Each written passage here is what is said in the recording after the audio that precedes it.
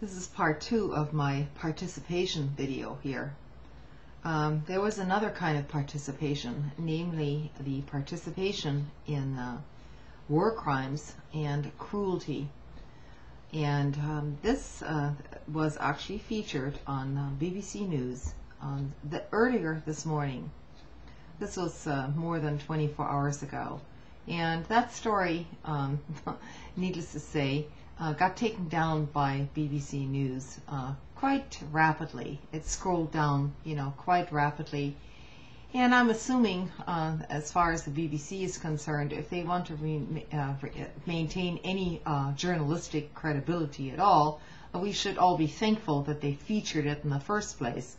But as I say, it scrolled down very quickly, and it's an important story. So I won't start out by reading their entire take on it. And I will also post some very pertinent links, which, along with the story, also disappeared quite quickly.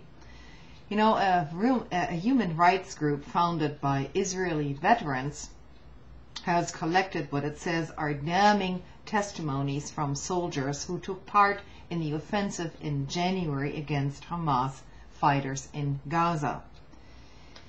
And one paragraph in this BBC story reads, "The Israeli Supreme Court outlawed the so-called neighbor policy of using Palestinian civilians to shield advancing troops in 2005.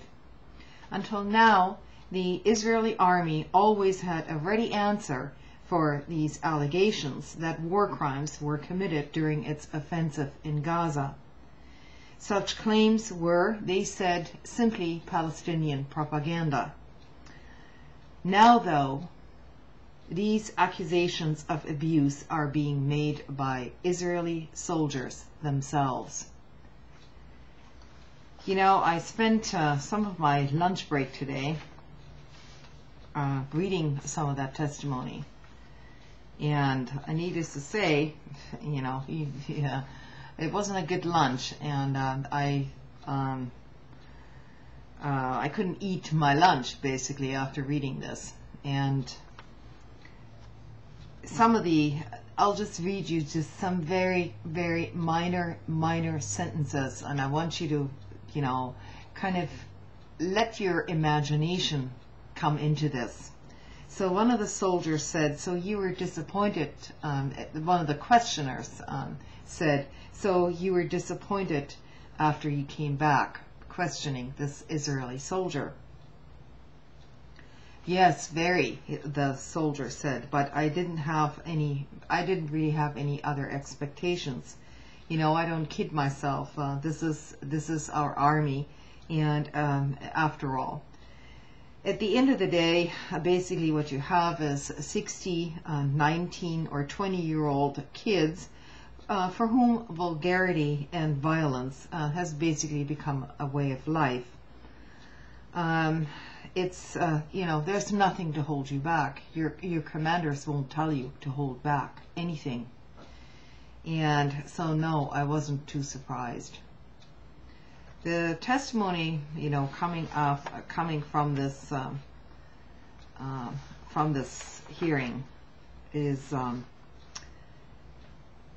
going to post a link to it, and if you can get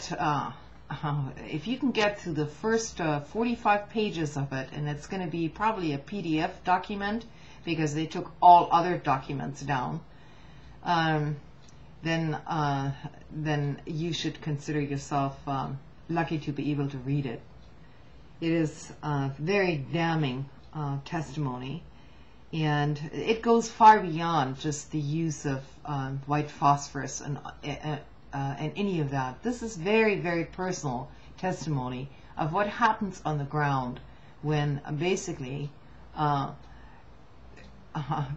you have free fire zones on residential and civilian areas, and your platoon commanders, or those who are supposedly guiding you as a professional army, are not guiding you, but are goading you into a kind of belief system where you face dangers from 87-year-old men and women and children who are absolutely defenseless, and what then happens when that kind of arrogance is unleashed in personal terms. All I can say is read this. It should get out there. Good night.